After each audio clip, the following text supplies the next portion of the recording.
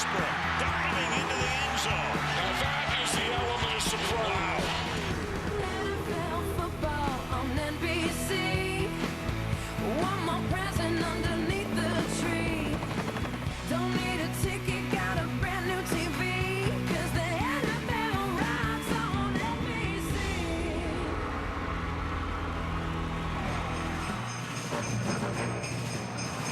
Merry Christmas from Irving, Texas. And if you love football, your next treat is the most compelling matchup of this holiday weekend. A new chapter in a great NFC East rivalry as Bill Parcells and the Dallas Cowboys get ready to take on Andy Reid and his Philadelphia Eagles in this NBC Christmas Day special. Al Michaels with John Madden, Andrea Kramer. Welcome to Irving, Texas. These teams met on October 8th. A lot of water has gone under the bridge since then. Philly won that game 38-24. The Giants were the hot team in the division at that time, but the Giants have lost 6 of 7, and so right now these two teams battle for, in effect, supremacy of the NFC East. Dallas can clinch the division title, their first since 1998, and guarantee a home playoff game with a win today. Philly can clinch a playoff spot with a win and put themselves in great position to win the NFC East and to host a home playoff game. So a lot is at stake in this one this afternoon. And John, of all the crazy things, until Donovan McNabb got hurt, a lot of fans who follow the game fairly closely didn't even know if Jeff Garcia was still playing in the National Football League. Well, not only is he playing, but here he is one game away from the playoffs. Yeah, and you have to remember the Jeff Garcia that played for the San Francisco 49ers, went to 3 Pro Bowls, and Jeff Garcia is a system quarterback, and that system is a West Coast offense, and that's what he has here in Philadelphia. He has good coaching, he has the right system for him, he has the right players, a very good offensive line, and he's the type of guy that can run a team. He's very effective and very efficient. He goes against the Cowboys 2 weeks ago. We were talking about them as possibly being the best team in the conference. Then they lose to New Orleans. They rebound with a win last week against Atlanta. But that's a defense that's now given up 70 points, 9 touchdown passes in the last 2 games. So what do the Cowboys have to do to beat Philadelphia today? Well, you know, the first thing they have to do is cover the fullback in the flat, because those 2 games that you were talking about, fullbacks never score touchdowns anymore in this league, have scored 4 touchdowns against them. Then the next thing is the big plays in the passing game. They have to eliminate those. They have too many against their defense. Offensively, I know they're going to be able to run, but I think it's going to be about pass protection, controlling the line of scrimmage, and let Tony Romo have a big day. Ready to go. It's the game of the week in the NFL. You've got Tony Romo and the Dallas Cowboys, Brian Westbrook and the Philadelphia Eagles in this NBC Christmas Day special.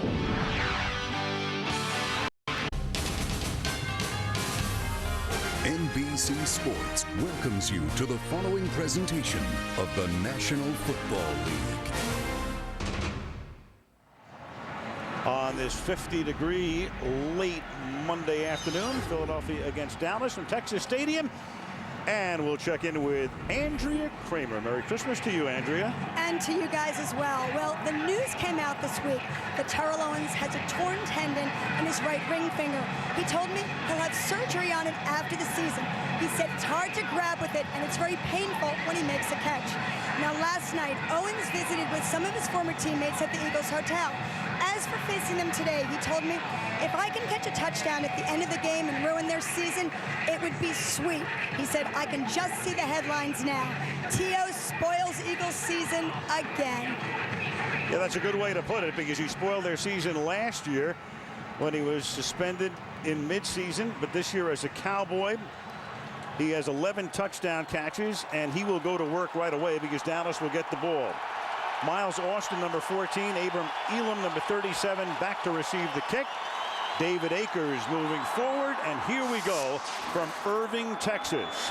The kick fielded 2 yards in the end zone by Miles Austin. He rolled down it there, and Tony Romo and company will go to work from the 20-yard line. Let's take a look at that Dallas offense. Tony Romo, Eastern Illinois. Julius Jones, Notre Dame. Oliver Hoyt, NC State. Terrell Owens, Tennessee Chattanooga. Terry Glenn, The Ohio State University. Jason Witten, Tennessee. Flozell Adams, Michigan State. Kyle Kozar, Arizona State. Andre Gerard, Colorado. Marco Rivera, Penn State. Mark Colombo, Boston College. It's a Cowboy offense that's averaging better than 27 points per game. And in no game this season have the Cowboys scored fewer than 17. Creighton, number 84, is their third wideout. He sets up on the left. Romo backpedaling and then throws a screen to Jones, and Jones close to a first down, and they'll mark him across the 30-yard line and move the change. A 10-yard gain. Mike Patterson makes the tackle. First down at the 30. You know, I think anytime you have a young quarterback like a Tony Romo, you want to get him started with something that he can complete. And this is a perfect pass. You know, you get him first down, they're kind of half play and run, they're kind of half play and pass, and then you just throw the screen pass out there. That was a good block by the left guard, Kyle Kozar. Now on the ground, Jones, part of a two-headed running monster, the other guy being Marion Barber, gain of 5. Let's take a look at the Philly D. Darren Howard, Kansas State. Mike Patterson, University of Southern California. Darwin Walker, University of Tennessee. Trent Cole, University of Cincinnati. Dhani Jones, the University of Michigan. Jeremiah Trotter, student at Austin State University. Omar Gaither, University of Tennessee. Lito Shepard, University of Florida. Sean Considine, Iowa. Brian Dawkins, Clemson. Sheldon Brown, University of South Carolina. Gaither, a rookie who worked his way into the starting lineup a couple of weeks ago. Here's Barber in the game now. They use him normally on third down, short yardage, and in situations where they keep him in the block. Going deep down the left sideline, intended for Terry Glenn, was Romo, and that's incomplete, covered by Sheldon Brown. Romo in his 4th season didn't throw a pass in any of the first 3, but Bill Parcells saw enough of him to know that sooner or later, someday, and that day became the day in Carolina when in late October, after they had lost to the Giants and Romo had started the second half, Bill cast his lot with Romo, and it wasn't a one-shot deal. As you look at Drew Bledsoe, Parcells saying that day, when I asked him if he would make an in-game switch in the Carolina game, he said Romo only comes out if he's in a hearse. Right, and Tony Romo's the type of guy, if he plays for you, he's confident. If he plays against you, he's cocky. Third down and 5. And that pass is caught at the 46-yard line by Glenn, having a great year as he approaches 1,000 yards on the season, which would give them 2,000-yard receivers, the other being Owens. 16-yard gain and a first down in Eagle territory. But Tony Romo knew when you play the Philadelphia Eagles that you're going to get pressure. And here he gets the pressure. He's in shotgun, pretty good protection. He just hangs in there and throws that ball out there to the right side to Terry Glenn. And you can see he has tight and man coverage. It was interesting. They put Terry Glenn on the left side to play before and threw to him, away from Terrell Owens, put him on the right side on that last play and threw to him. At the 48, Julius Jones is the running back on 1st and 10. The Cowboys have 3 wide receivers, and that kind of spreads that Eagle defense out a little. And creates more room through the middle for Julius Jones, taking it to the 40-yard line for a gain of 7. The Cowboys 3rd in the league in points, 27.6. In passing yards, they are 4th, and the running game has been good enough. I mean, Jones is averaging 4.1 per carry. Barber is averaging 5.2 per carry.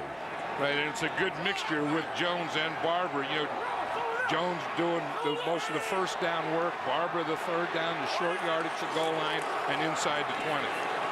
Jones again, his brother Thomas will be going to the playoffs with the Chicago Bears, and he is stopped just inside the 40-yard line, setting up a 3rd and 2.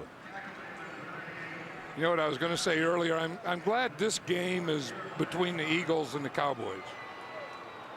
You know, it's not. The last time was about Terrell Owens. Terrell Owens is coming back. You know, what are the Eagles going to do, and what are the Cowboys going to do, and what is Terrell Owens going to do to them? And this time it's about 2 teams playing for the division title and kind of what football should really be about. And he's reduced to a sideshow. Thankfully, took a long enough period of time. 3rd down and 3. They spread it out. Nobody in the backfield and knocked down. It's a good play by Sheldon Brown, the Eagle cornerback in his 5th year, drafted in the 2nd round in 2002. Brown and Lito Shepard coming up together through the years, and he makes the play here. You know, it's interesting how they've just been using Terrell Owens so far as a decoy. You just watch Lito Shepherd. He's just back there, and he's just reading the quarterback and the receiver.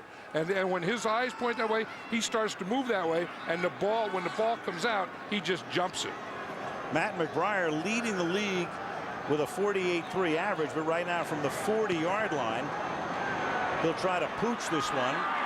Hits it with some backspin, putting the nose of the ball down. Fair caught by Reno Mahe at the 11-yard line. And we'll take a look at the Philadelphia offense for the first time when we come back on this Christmas Day from Irving, Texas.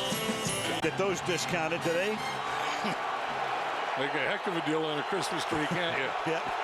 That guy's done for the day. Oh, yeah. He doesn't even look tired. He's full of life. No, from the 11, Philadelphia, Garcia rolling. He's been very effective outside the pocket, but the secondary does its job, and he's forced out of bounds. Garcia, 3 Pro Bowls with San Francisco. Then he went to Cleveland. That didn't work out. Then he went to Detroit, got hurt. That didn't work out. Then he went home, living now in Southern California. In the offseason, interest was expressed only by Philadelphia to back up McNabb, and a little bit of interest by the Houston Texans. He wasn't ready to retire. He knew Marty Mornhinweg, who'd worked with him in San Francisco as the offensive coordinator. Andy Reid said, come on in. I want you as my backup to McNabb. And sure enough, he got the start when McNabb got hurt. Here's Westbrook, tackled at the 11 for no gain. Let's take a look at the Philadelphia offense. Jeff Garcia, San Jose State University. Brian Westbrook, Villanova University.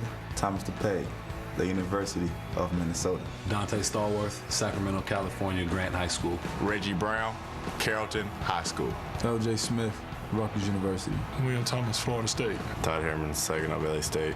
Jamal Jackson, Delaware State. Sean Andrews, the big kid, Arkansas. John Runyon, Michigan.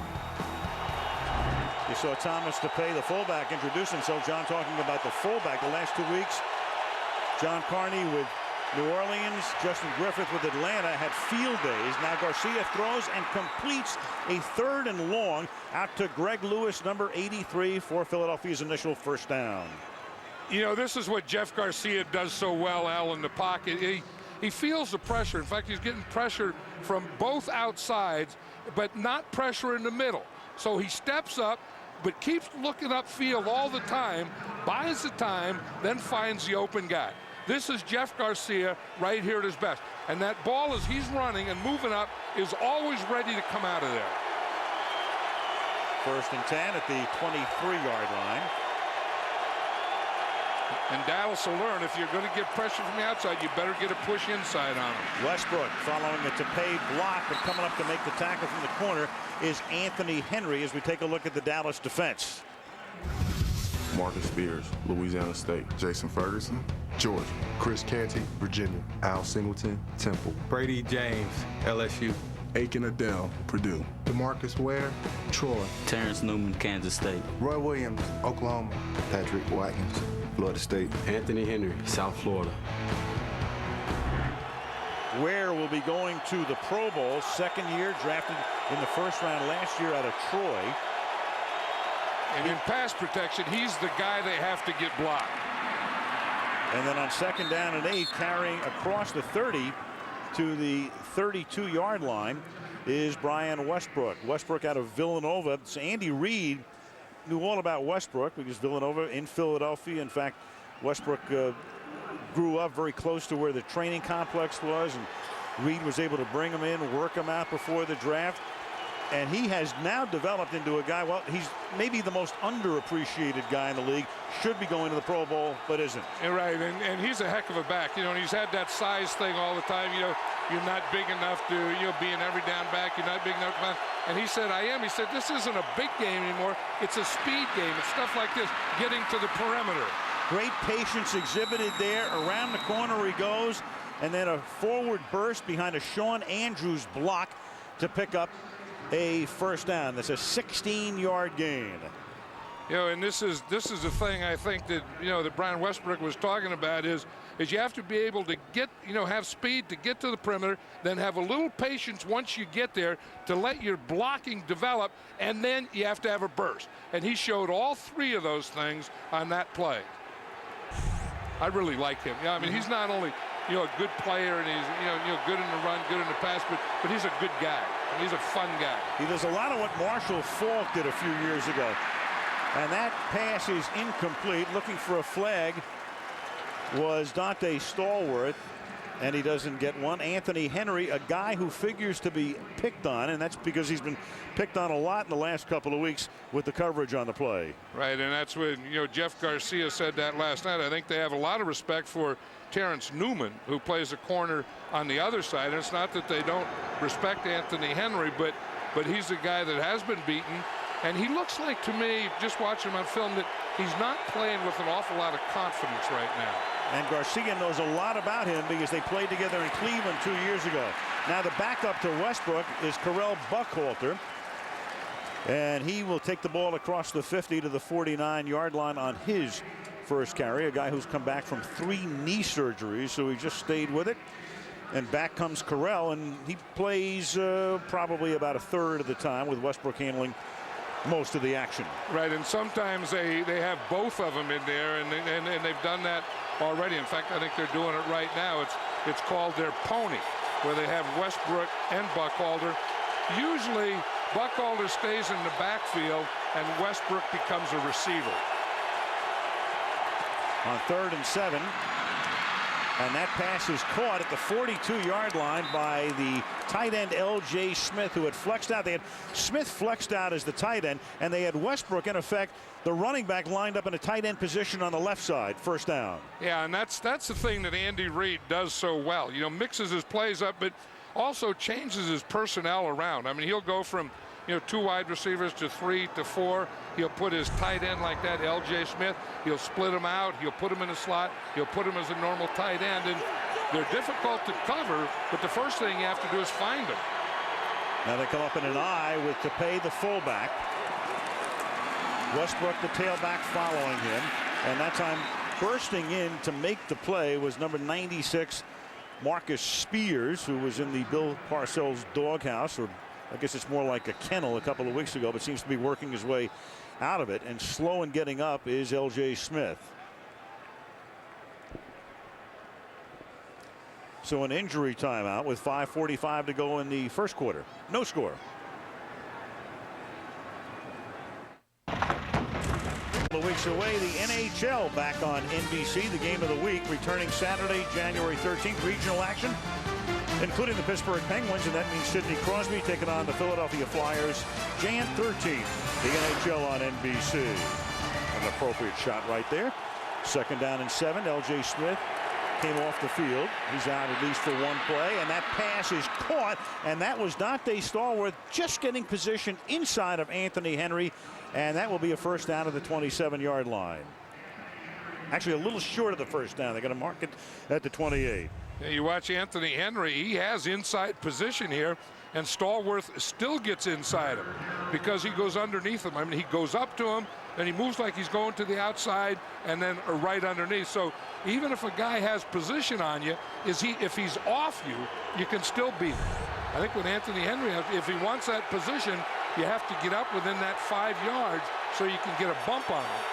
3rd down and 1 from just inside the 28-yard line, and the handoff goes to Carell Buckhalter, and Buckhalter is to the 25-yard line. So this opening drive for the Philadelphia Eagles began at the 10-yard line and has now gotten down to the Dallas 25. Someone told me once that defenses are really affected by getting first downs against them, that they don't know you haven't scored. I mean, the score is still 0-0, but you talk about demoralizing a defense. Just play efficiently the way the Eagles have offensively here and get first downs, and they will think that things are happening to them that really aren't as bad as they think. And this is the 13th play of this drive as Garcia throws and is caught for a touchdown by Matt Schobel. The number 2 tight end. L.J. Smith came out. Schobel came in. It's a 25-yard touchdown and a 90-yard drive for the Philadelphia Eagles. And isn't Jeff Garcia something? I mean, we talked about him and how efficient he is, but he's also a fiery guy. And here now Matt Schobel is in there because L.J. Smith is hurt. He just runs right down the middle of that defense. He gets past the linebacker and in front of the safety. Jeff Garcia, see how quickly when he sees it, boom, that ball is right up there and right out of there. That's Schobel's first touchdown of the season. Officially, it's an 89-yard drive. It started at the 11. Akers for the point after. 4 minutes to go in the quarter. 7-0 Eagles. Hearing from the players' kids all day long on this Christmas Day in North Texas. Started out a little cloudy, but bright sunshiny afternoon. Right now it's about 4:30 local time. It's 7-0 Eagles. Akers kick, fielded at the 4-yard line. Miles Austin has done a nice job on special teams for the Cowboys, and then he coughs it up, and the Eagles look like they've come up with the ball at the 41-yard line. And officially they have. At the 41-yard line, Quentin Michael, who is the special teams maven for the Philadelphia Eagles, the guy who would be, according to John Harbaugh, their special teams coach, their #1 guy to force a fumble, just did one right there. And Roderick Hood recovers it. You know, you said that Miles Austin coughed it up, and he looks like he really just does cough it up. I mean, the ball just starts to move in his right arm, then he tries to get control. See, he gets hit right there, then he tries to get control of it, can't get control of it, and it just flies right out of there. But this is a totally different Eagle team than the one that we saw against the Indianapolis Colts just about, what was that, 3 or 4 weeks ago? Well, they were 5-6 after that game. Then they won 3 in a row, trying to make it 4, trying to, in effect, move to the top spot in the NFC East. So after a 13-play drive, that Dallas defense has to go back on the field. And here is Westbrook plugging forward for a gain of 5 to the 35. In the first meeting, turnovers killed Dallas. 5 of them, leading to 17 points. In fact, Dallas had a chance at the end. They were down by 7. They had moved the ball inside the Philadelphia 5. Bledsoe threw an interception, which Lito Shepherd ran back 102 yards for a touchdown, and that was that. 38-24 was the final. I mean, the Eagles came in here in this first quarter. I mean, they're going after the Cowboys. They're not going to sit back in their heels and wait and see what's going to happen. They're making things happen. 2nd and 5, and this is Thomas Tepay. We had talked about Mike Carney and Justin Griffiths, the fullbacks, the last 2 weeks, and that's Tepay. Update now on L.J. Smith. Andrea, what do you know? Well, we found out that L.J. Smith hurt his foot and his ankle. They've taken him into the locker room for x-rays of just his foot. Now, obviously, we just saw his replacement, Matt Schobel, score his first touchdown of the season, but you could see more 3 wide receiver sets with L.J. out. Right, and more of Schobel, who came over from Cincinnati, where he'd scored 9 touchdowns in 4 years as a Bengal. And his brother Aaron, the defensive end for Buffalo, named to the Pro Bowl last week. 3rd down and 4. Garcia puts it down, then throws it. It's picked off by Anthony Henry. So Anthony Henry, a guy they will be picking on, picks one off and runs it back to the 30-yard line of Philadelphia. And that's not something that Jeff Garcia does a lot of, and that's a play the Cowboys needed. You know, sometimes the quarterback has too much time. I think on this one, Jeff Garcia had too much time, and then he gets the adjustments. If he would have hit Stallworth now, it would have been okay. But now he waits, and when he finally gets rid of it, Anthony Henry is right there. See, he waits and waits, and now he throws, and it's too late.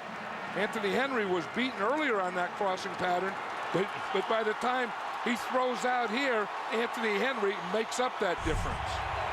Garcia had only thrown 1 interception in 167 passes prior to that one.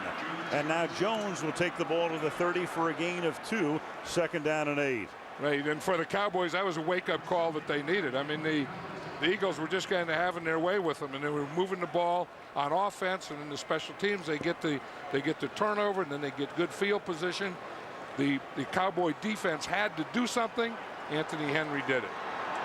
You talk about getting your confidence back with a play like that. Yeah, and I think, you know, and it was just Jeff Garcia holding the ball about a split second too long. 2nd and 8. Out in the flat, that is Anthony Fasano, the rookie tight end. 2nd-round draft choice out of Notre Dame. They'll spot it just short of the 1st down. It'll be 3rd and inches. Yeah, this is the area they're getting close to the area where they bring Marion Barber in. You look at Tony Romo there reading the play. See, he has all the all the plays on his wristband, so they just give him a number. And then he just looks at that number and then reads the play in the huddle. This is where Marion Barber is really good. The closer you get to the goal line, the more effective he is. And they put a fullback in there as well, Oliver Hoyt, provide more leverage to the right side with Witten going there. But Barber, despite all of that, is taken down by Brian Dawkins and Mike Patterson. Patterson, the defensive tackle, and Dawkins in his 11th season, playing just phenomenally over the last month. Right, because he's getting turnovers, he's making things happen. Brian Dawkins is the heart and soul, not only of this Eagle defense, but of this entire Eagle team. So now it is 4th down, a short 2, and Parcells, for the moment, is going to have the offense line up. Will they snap it or just try to draw Philadelphia offside? Well, if they snap it, it has to be a pass play. I mean, this is not a run situation. They just do get the play off, and Romo's going to improvise and hit Creighton to the 6-yard line. So a near sack, and what would have been turning the ball over on downs turns into an improvisational pass over the middle to Creighton, and a 1st and goal. What a play by Tony Romo, because you know this is the Philadelphia Eagles. This is Jim Johnson defense. 4th down in this area, you are going to get a blitz. So he knows the blitz comes. Here comes a free guy. He dodges him, steps up, throws the ball on the run. A perfect throw to Patrick Creighton. Clay Thomas put the pressure on, but Romo is able to get the pass away, so they go for it on 4th down. And when we start the second quarter, it will be 1st and goal. End of 1, 7-0 Philadelphia. Back to Texas after these messages. Steve Kerr ready to start on this Christmas Day. Al Michaels, John Madden, Andrea Kramer, Irving, Texas. The Dallas Cowboys trying to capitalize on an interception after Philadelphia had an 89-yard drive to make it 7-0. And now, after a 4th down gamble and conversion, 1st down at the 7-yard line. 32 touchdowns from inside the red zone for the Dallas Cowboys. From the 7, on 1st and goal, Romo buying time, throws, caught just outside the goal line by Fasano. So Romo looking right, and then goes over the middle, checking off, and it'll be 2nd down and goal from inside the 1. You know, it's interesting. Tony Romo was trying to get the ball to the fullback, and that's a play that has been killing them lately. Watch it. See, he's looking out there, the fullback right now, and the Eagles cover it perfectly, so he has to come back inside. So he went to 1 and 2 on the right side. Nothing there. He comes back to 3. Lusaka Polite was the fullback. Now it's Hoyt. Will Barber be able to rush for his 14th rushing touchdown of the season? So. And Barber, no signal yet. Stopped short. Quentin Michael making the tackle. I mean, you know, once you get down in this area, you're going to get a heavy dose of Marion Barber. Look at this, 28 touches, 14 touchdowns inside the 10. So here it is, 3rd down. I mean, I think this is the ideal play-action pass situation.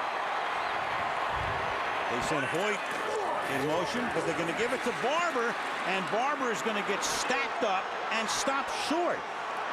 That's why I thought it was a great play-action pass, because they're just jammed in there. They know that they're going to hand it to Barber. They're waiting for Barber, and they're just playing everything and getting the penetration inside. I mean, that if you just look how committed they are and packed inside that Eagle defense. If you just fake it, you're going to have something outside. Everything is in there waiting for Marion Barber. Now you get to the 4th down. I still think that this isn't a bad play-action pass down. Well, they completed a 4th and 2 to keep this drive alive. Now they'll need to convert a 4th and goal to tie the game. They toss it back to Barber, and what a stand by the Philadelphia defense. And that's Quentin Michael, who's a special teams guy who's been in on the last 3 tackles because Michael Lewis is hurt. So Quentin Michael seeing more action out of the safety spot, and boy, has he come up big on this series. Quentin Michael is their special teams maven. He's already forced the fumble. He'd only made 12 tackles all season, coming in. Doesn't play all that much defensively, but John, he just made the last 3 tackles, including this one. Right, and you see what happened is they bring Jason Witten over there. He blocks inside. Oliver Hoyt, the fullback, looked like he was supposed to get him. No one blocks Quentin Michael, and he makes a big, big tackle. Now the Eagles starting from the 4. Off play action. Garcia deep over the middle, and Stallworth is wide open. And the ex-New Orleans Saint is to the 39-yard line. He's tackled there by Henry, and right off the bat, a gain of 35. You know, how about a gutsy call? I mean, you usually get backed up like that, and you think, let's run the ball, let's just get out of here. Not Andy Reid, not the Philadelphia Eagles, not Jeff Garcia. They got a cover 2. He gets by the corner. Now, once you get by a corner and a cover 2, then you're working on the safety. Jeff Garcia staying in the pocket, looking downfield all the time, and hits Dante Stallworth perfectly. L.J. Smith back in the game, the tight end, lined up on the right side. Garcia, normally a lot of short passing, but he will take his shots as he did there. We think back as Buckhalter carries the ball. When he made his first start against Indianapolis, I don't think he threw any pass that night, John. 20 yards downfield, but now all of a sudden, every once in a while, and Philadelphia is a team that can beat you with the deep one. Right, and it just gets back to Jeff Garcia, the way he played when the San Francisco 49ers, when he was a Pro Bowl quarterback and a playoff quarterback. And one thing he has to like here, I think this group right up here in front, the offensive line, is one of the best offensive lines in football, both in pass protection and in running. And they've been healthy all year. Andrews goes to the Pro Bowl, the right guard. This is Buckhalter, and Carell with a flag down. And we can tell you that Mike Carey is the referee because it's our first flag of the game. So we haven't had a chance to mention Mike's name to this point, one of the very best in the league. And that's always nice, isn't it, when you don't mention a referee's name until the second quarter. Maybe that's why he's one of the best in the league. That's right. No, because Mike Carey is one of those referees that always has control of the game. There is no foul for illegal shift. Both backs got set before the snap. Set him down. So we finally talk about Mike, and then he said there's no foul. Jeff Garcia's his 4 starts, including the loss to Indianapolis, and the 3 straight wins, those 8 touchdowns, 1 pick coming in, but he's thrown 1 here. But is rating the highest in the NFL over that 4-week span.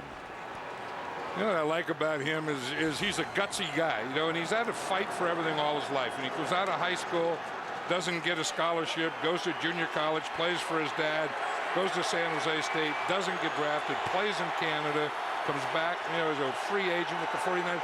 I mean, everything that Jeff Garcia has had to do in sporting life has been tough. And this is a free play because Dallas was offside, and the pass is caught over the middle by Reggie Brown. So they can decline the penalty and take the first down at the Dallas 41-yard line. You know, one of the things that, you know, one of the areas Offside defense, number 94, is declined. Play results first down. And when you talk about the Eagles, I mean, you kind of tend to talk about the quarterback and the running backs. And these receivers, I think, are better than people give them credit for. You know, Dante Stallworth and Reggie Brown, and then they bring in Hank Baskett. And I mean, that's a pretty good core of receivers. And then you get Buckhalter and Westbrook in the backfield, 2 at the same time. They have a lot of weapons that they can move around. Westbrook. And those weapons are at the disposal of a coach who loves to pass more than any coach in the league. In fact, in the history of the NFL, guys who've coached 100 games or more, on a percentage basis, Andy Reid has passed more than any other coach in history, 59%. And look at him. You wouldn't believe that, would you? I mean, a guy that passes more than anyone else shouldn't look like Andy Reid. When Andy Reid's an old offensive lineman, you got to be running the ball more than anyone. But you know, he knows the thing. You know, you have to score a lot of points, and the way to score a lot of points in this league is to throw the ball. Eagles will take a timeout with 4 ticks under 10 minutes to the half. 7-0, Philadelphia.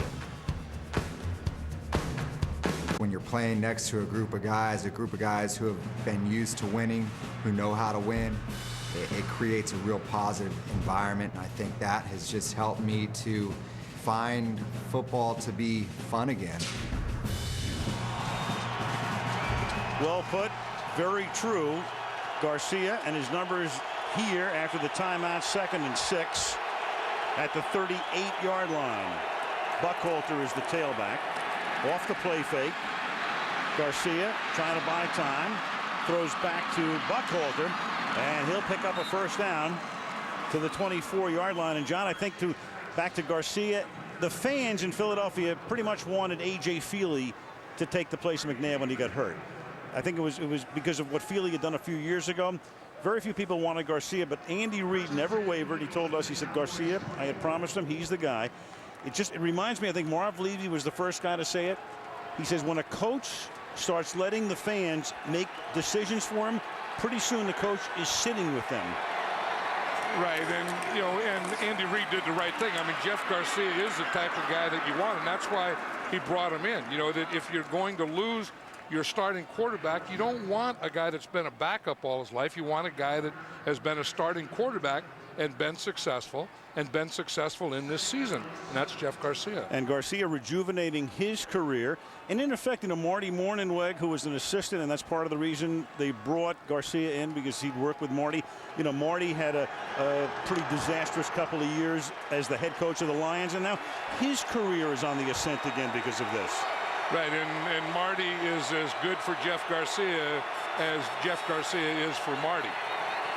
2nd down and 7, and it's Mornhinweg who's calling the plays, and that pass is caught by Schobel, who has scored the game's only touchdown. So Schobel makes his 2nd catch, and Bobby Carpenter, the #1 draft choice linebacker out of Ohio State, makes the tackle. Right, and the reason that Schobel was in there is because they have 2 tight ends.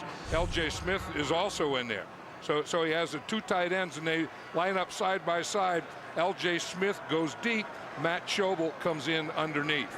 I mean, these are the types of things that Andy Reid's offense has always done, but Jeff Garcia runs very, very well. And Bill Parcells is saying, what the heck is going on out there? We don't have the answers. 1st and 10 from the 11, Westbrook. Parcells has to be thinking, too, a team that's given up 70 points and 9 touchdown passes in the last 2 games has already yielded an 89-yard drive, and this drive started back at the 4.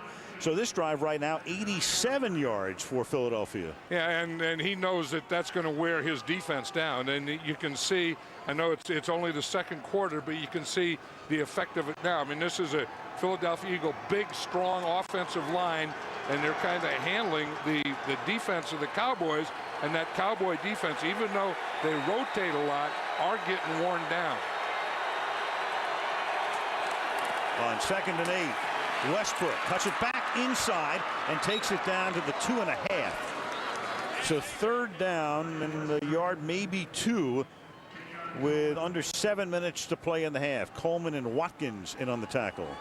There's 2 things on this play. I mean, when you just have to watch the offensive line. I mean, when that ball is snapped, watch him just take off. I mean, and just get that push right there, and then watch the burst of Brian Westbrook.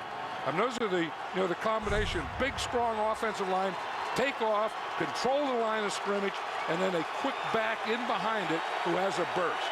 Now they have both the backs in there, Westbrook and Buckhalter. Split backs on 3rd and 2. And this is Westbrook. Keeps those legs churning, but appears to come up a little bit short of the first down. That's Ferguson making the tackle. So now Andy Reid has the same decision to make, in effect, that Parcells had. Bill went for it on 4th and goal. This is not a goal-to-go situation right here, but it's still 4th down. Do you kick the chip shot field goal by Akers, or do you go for it? And right now they're going to send the field goal unit out. And I was just going to say that's what I would do. I would kick the field goal. I mean, you're on the road. You have a 7-point lead. This can give you a 10-point lead. You have the momentum. Everything is going your way. You don't want to give anything to the Cowboys right now.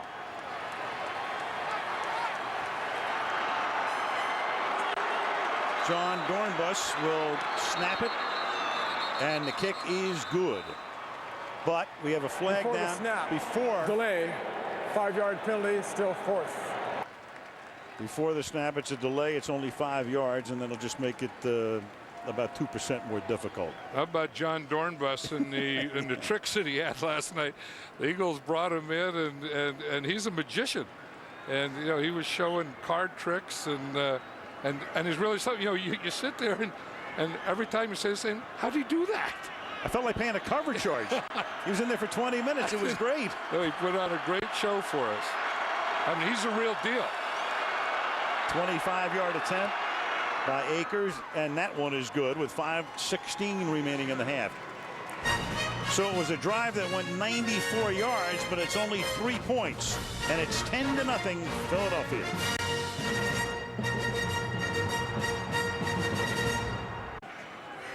Christmas Day at Texas Stadium. Ho, ho, Romo. Tony Romo. This is a great day to have this game, and for the division championship, and I mean everything at stake, and they're playing like two top teams, and I mean you get at the end of the season and you still have a big, meaningful game like this on this day. This is great. Akers kicking off. Last time Austin ran one back, he fumbled. This time he covers up to make sure he secures the ball and goes down at the 19-yard line. Tackled there by Quentin Michael. All over the place. 5:10 to the half. 10-0 Eagles. Here, but Carrie Underwood won the American Idol competition a couple of years ago. She performed here at halftime, I'm told, Thanksgiving Day. Met Tony Romo. They've been talking by phone. So now she's down here. Well, anyway, pick up People magazine and read the rest. That's about as far as we can go with that, John. Well, I think we have some pictures of them on the field before the game, though. I know we do, as Romo's pass is incomplete, intended for Lusaka Polite. And there it was, well, before, a couple of hours before the game. The thing about, Romo, as much fun as it's been for the fans, it's been like twice as much fun for him. He is relishing every moment. And of course, now you've got Parcells on the other side, and Bill's trying to, put away the anointing oil and just keep his head on straight. That would drive him nuts. I mean, if I was coaching and I saw that, that would drive me crazy. Yep. I'd say, what the heck's going on out there? Yep. As Vince Lombardi said. As Vince Lombardi would say right now. Right. What's going on out there? What's going on? Can you believe that? Second down and 10. Romo pulls down the high snap, then throws. Pass caught by Creighton up to the 31-yard line. And this Patrick Creighton is a guy who doesn't get a lot of airtime or acclaim or ink, because you've got Owens and you've got Terry Glenn, so he's the number 3 guy. But right now the pass rating on passes intended by Cowboy quarterbacks to Creighton, the highest for any receiver in the league. Right, and that's a heck of a throw by Tony Romo, where he's moving to his right and he just stops and just kind of throws that ball. And to Patrick Creighton, who Bill Parcells reminds him a lot of Hines Ward. And that pass is caught by Owens. So Terrell Owens, fighting for that extra yardage, turns a 6-yard gain into about a 9-yard gain. Right, and that was Terrell Owens' first ball, and I think that that Tony Romo probably knew and felt, we have to get the ball to Terrell Owens. We have to get him involved in the game. This is his first catch. The corner again is a little off, and then he just runs him off. And you see Brian Dawkins come in there and miss a tackle. I mean, that's one thing about Terrell Owens. He is so big and strong, and he's as good or better than anyone running after the catch. He's not one of those guys that's going to catch it and go to the ground. He's going to catch it and try and score with it every time. On 2nd and 1 now, Jones probes the left side. Nothing cooking there as the Philly defense is able to penetrate the run defense and stop him back of the line of scrimmage. It'll be 3rd down. Andrew was talking earlier about Terrell Owens and his hand problems, when he had surgery on his hand and he has a torn tendon. Watch how he catches a ball. He doesn't use his fingers. He lets the ball come in and he just squeezes it between his palms. But if they can get a first down here, I would start to feed Terrell Owens. I think that he wants to get into this game and he wants to make something big happen. Tight formation, 3rd and 2. Now they give it to Barber, who couldn't get into the end zone on 3 thrusts on the goal-to-go situation, but this time he's able to move the chains. First down. Tackled there by Darwin Walker. Clock ticking down to 3 minutes to go in the half. I was watching T.O. in the in the pregame catching the ball, and just watch.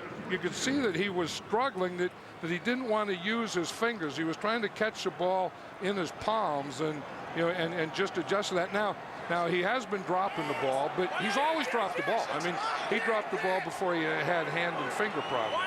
He looked like a sculptor's model before the game. Here's Romo.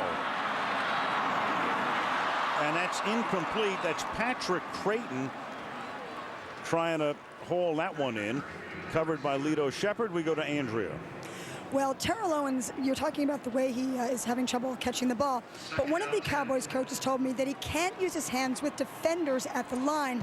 So what they want him to try to do is to tighten down to the linemen so he has more room to run to the boundary. They also told him, be more aggressive using your feet running downfield. You have to attack the defender. Thank you. He's so big and strong, Alan Andrea. I think that when they come up and press him, which they're not on this play, I think he ought to just run right over, because I've seen him do that in the past. On 2nd down and 10, and that pass is thrown out of bounds, but there is a flag down at the 39-yard line. Roderick Hood covering on the play. Hood covering Owens. Was there illegal contact? And again, that's going to be after 5 yards, and that's what everyone's been doing to Terrell Owens, is getting him along that sideline and pushing him. Illegal and he contact. gets too close to the boundary. Defense number 29. 5-yard penalty, automatic. First down. Yeah, illegal contact, different than pass interference. That pass was not catchable. If it was pass interference, it would have been waved off, but not illegal contact. Yeah, see, and the reason it's illegal contact, it's after 5 yards. In the first 5 yards coming off the line of scrimmage, you can contact him. If it's after 5 yards, you cannot contact him, and that's when Rod Hood contacted him. But Terrell Owens is having the same problem. He's been having that 3 or 4 weeks, that he's getting too close to the boundary, and he's not giving his quarterback any room to throw the ball on that deep up pattern. Sheldon Brown lines up on him one-on-one here on the left side. Romo escaping. Tony's going to run. Picks up the first down and considerably more to the 35-yard line. Sliding to a halt. Carey loves it. And we're ticking down to the 2-minute warning. 16-yard run by Tony R. That's the longest of his career. And Bill Parcells will bring him over to talk about things. 2-minute warning. Cowboys have all of their timeouts left. Philly has the lead, 10-zip. Back here with 2 minutes to go in the half. 10-0 Eagles. 1st and 10 Dallas at the Philadelphia 37-yard line. Cowboys have all of their timeouts. Romo out of the shotgun. And that's caught by the tight end Jason Witten, and that will be enough for a first down. Spot the ball just inside the 27-yard line, put it at the 26. And you just had the feeling it was time to get the ball to Jason Witten, their tight end. That's a first pass that he caught. And the closer you get to the goal line, I think the more important that tight end is. And the Cowboys have been using a lot of formations with 2 tight ends. This time they have 3 wide receivers. Glenn left. Creighton in the slot. Owens right from the shotgun. Stepping up, throws over the middle. That's caught, hauled in by Creighton to the 19-yard line, and a flag is down in the center of the field at the 14. I think I'd put Owens in the slot and let him do some of those things. I mean, he's just playing out wide and just getting knocked out of bounds. And one thing that the Cowboys know, Tony Romo knows, when you get close in this area with a Jim Johnson defense, you're going to get blitzed. Before the pass, holding, defense number 24. 5-yard penalty, automatic, first down. That's Sheldon Brown. Holding Creighton, 1:13 to go now. And you see Tony Romo reading the play off his wristband. Just send in a number, and then he reads the play with the corresponding number, puts in his mouthpiece, and then he's ready to go. Owens and Glenn both to the left this time. Creighton to the right. Eagles are in nickel defense. Jones is the setback. They're going to give it to Jones. Jones exploits a hole through the middle, takes it down to the 14-yard line. Tackled there by Sean Considine. Clock ticking down to a minute. Sean Considine got up there a little late. He had that hole. Here's a wristband that Tony Romo is wearing, and you can see that you have to be pretty sharp to be a quarterback, and you have to have pretty good eyes to read that small print. But you can see that, you know, the reds and the yellows, and they're all for sections on the field. 2nd and 3. And Romo is going to throw that one into the end zone and caught by Owens. So Owens comes back toward the middle of the field, gets away from Sheldon Brown, and T.O. puts Dallas on the board.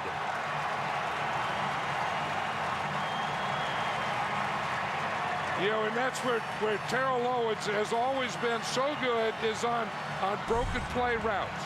And you're going to see Romo here. He comes in the pocket. He's looking to the right. There's nothing there. He has a little hole to his left. He moves into that hole. Terrell Owens in the end zone, keeps moving and makes that play. The middle was open. Grammatica for the point after. And with 36 seconds, the Cowboys didn't have to use a single timeout, and they took a lot of time off the clock, leaving Philly with about a half minute. 10-7. Andrea Kramer, 10-7. Philadelphia on top. Owens catching his 12th touchdown of the season. 12 touchdown receptions, most in the league. Marvin Harrison caught his 11th yesterday for the Colts. Bouncing kick. Lino Mahi will run it back and scramble forward up to the 36-yard line. Tackled there by Roy Williams with 29 seconds remaining in the first half. First place in the NFC at stake. 10-7 Eagles. That's a tough one. We've been bad. No, I've been good, Roman. Well, why has he been bad, Roman? Because he keeps trying to hit me. I do not, Roman. Yeah, I am nice to you.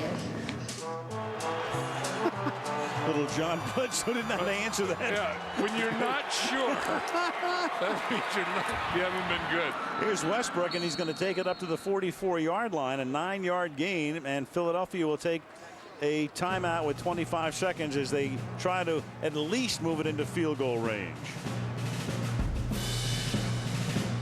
In the NFC East, Chicago, of course, has already clinched the top spot in the conference. So the road to the Super Bowl in the NFC will go through Chicago. Now, the Saints at the moment have the number 2 seed, and they would clinch a bye if Philadelphia wins this game. 2nd down and 1 from the 44 after the timeout. Garcia will pack it in across the 50, runs for a first down, 46-yard line. They'll take a timeout here with 18 seconds, still trying to get it into field goal range as the half winds down. 7-yard career-long field goal. That was in 2003. He's never missed in this stadium, and they're trying to set him up for a 3-point opportunity here as the pass is caught by Westbrook. They do not have a timeout, so Westbrook has to step out of bounds. They're going to have to move the ball a little farther down the field and think about that clock, either by going out of bounds or leaving time for a spike. Yeah, they probably need about 12 to 15 more yards, and and that can be a deep in or that type of thing, and then, as you say, come up and spike it. I don't know that you want to go for another 4 or 5 yard pass. I think you want to think beyond 10 yards. So they have 3 guys out here on this side, and one. This is a 3-by-1, 3 in the right, 1 in the left. Trying to get it down to around the 30. 2nd and 6. Garcia gets flushed out. Clock keeps ticking, and then he has to throw that one incomplete near side 38-yard line, intended for Dante Stallworth, and now they're really pinned in a tough spot because with 8 seconds, you're not going to leave time for a spike. If you complete one over the middle, it's going to pick up enough to put Akers in position, so you have to complete one for 12 to 15 yards and get out of bounds and do it within 8 seconds. You're right, and the Cowboys defense knows that, so you're not only protected against the pass. Look at this, they're putting T.O. in there on defense, and he's just going to be a safety, for that deep pass, that Hail Mary type of thing.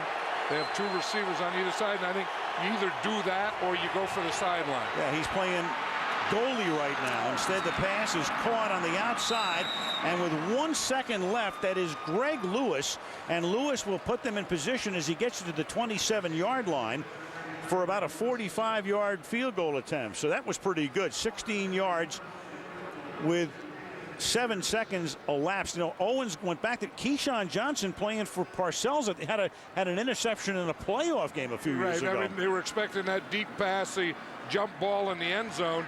Jeff Garcia on that completion made a big play for the Eagles. 45-yard attempt for Akers. And Akers' kick is just inside the left upright. So a masterful job, especially at the very end. That 16-yard gain that took only 7 seconds to make it 13-7. The Toyota halftime show comes up on the other side of the break. CLES Eagles. Go Cowboys! We can win this game, we'll win the division, and that was, our first step when this season started. We're playing for a playoff position. We're playing for a division title.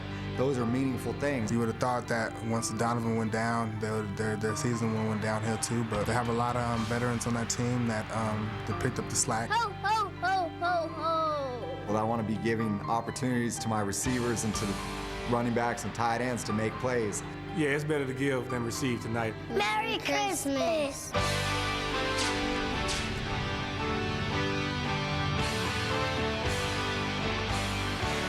And on that note, as you look up through the hole in the roof, Al Michaels with John Madden and Andrea Kramer, and now down through the hole in the roof. Third quarter ready to start. Eagles on top 13-7. Eagles with 14 straight road wins when leading at the half, which they are right now by 6. And away we go. Grammatica's kick will just get into the end zone. Reno Mahe letting it go. And of course, if it goes out before it gets to the end zone, the ball comes out to the 40-yard line. But by going across the goal line, it's the 20 on a touchback. Garcia now, the first half for him. Right on the money most of the time. 10 out of 13 for 145 yards. Improvisational pass right there, and then John the touchdown. Well, yeah, I mean, he was darn near perfect. But you look at, how he moves in the pocket, but is always looking upfield. He never takes his eyes off anything. He's always looking upfield. And that play just before the half was big. He had 8 seconds to go, and he had to get that play up the field and out of bounds, and he did it in 7 seconds. And got 16 yards to set up a 45-yard Akers field goal. Ryan Westbrook starts the third quarter up to the 23-yard line. 2nd down and 7. Some of the numbers now. Philadelphia, the better job on the ground. A few more passing yards. And time of possession, about 4 minutes more. And they have run, or did run, 7 more plays in the first half than did the Cowboys.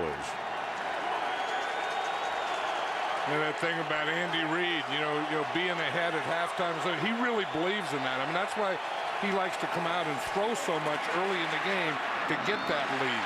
Garcia got protected well. Basket looks around for a flag. There is none. The tight coverage there by Terrence Newman. 3rd down. And if the Cowboys are going to get a rush, it's going to be that guy there, DeMarcus Ware. I mean, he's, at one time they had DeMarcus Ware on one side and Greg Ellis on the other side, so they had 2 pretty dominant pass rushers. Greg Ellis is injured, out for the season, and now really DeMarcus Ware, if they don't blitz, is their only dominant pass rusher. And William Thomas is doing a pretty good job against him today. Here's a way to get pressure right here. They pick up the blitz through the middle, and then the pass is caught by L.J. Smith with only Newman there to stop him, and he does inside the 15-yard line. So the blitz was coming. You had Roy Williams coming right up through the middle. They had Nathan Jones coming right up through the middle. Newman goes down. He'll need a moment to get back up, but a big gain there, 66 yards on the 3rd down play. Yeah, we saw Jeff Garcia, use his legs, and now he uses his head because he sees that blitz, and he calls a perfect play for it. He lets him blitz. L.J. Smith goes like he's going to block, and then delays a little, and then comes off the line of scrimmage, and Jeff Garcia hits him perfectly. That play was set up for that blitz. Officially a 65-yard gain. Buckhalter in the backfield. Garcia takes the snap out of the shotgun. Has time. Under pressure now. Gets it away. Caught. Westbrook, who was flanked out, makes the catch and is out of bounds near the 10-yard line. You know, isn't that something we talked about, the offensive line of the Eagles, and they've really given Jeff Garcia a lot of time, and then, you know, he's able to move in the pocket and find passing lanes. I mean, watch this pass protection here. He can look left, he can look right, then he can run right. He just runs out of space there. Spears was bearing down on him as he released. It's 2nd down and 8 at the 10.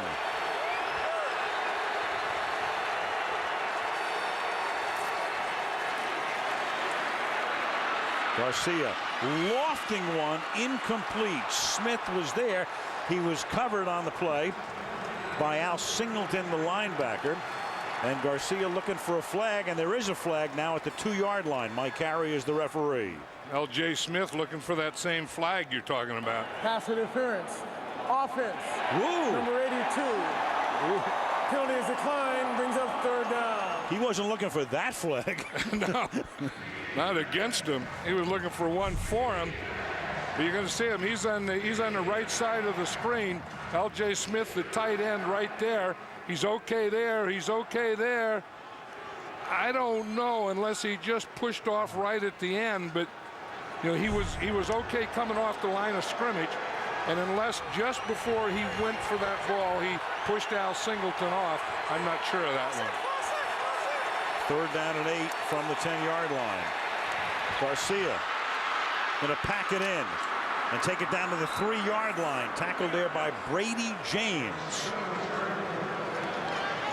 Now, do you send in the field goal and make it a 2-possession game? In the meantime, you've got Jay Ratliff, the defensive lineman, the nose tackle, who's down on the turf. So extra time for Reed to make his choice here. This NFL special on NBC being brought to you by Budweiser Select. Brewed longer for a bold taste that finishes clean. Expect everything. By Verizon Wireless. By Chevrolet, America's brand Chevy in American Revolution.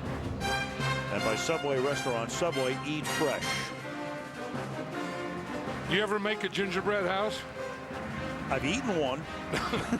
Me too, and I've never made one, although I saw my son and my grandsons made one the other night, and I was there as an observer. A seasoned observer. No, we don't construct those. Akers is going to come in and on a 4th and 1 for a 21-yard field goal to make it a 2-possession game. Right, and this is what I would do too. And the kick is good. So Akers now with 3 field goals. Meanwhile, Ratliff was assisted off the field after the injury timeout.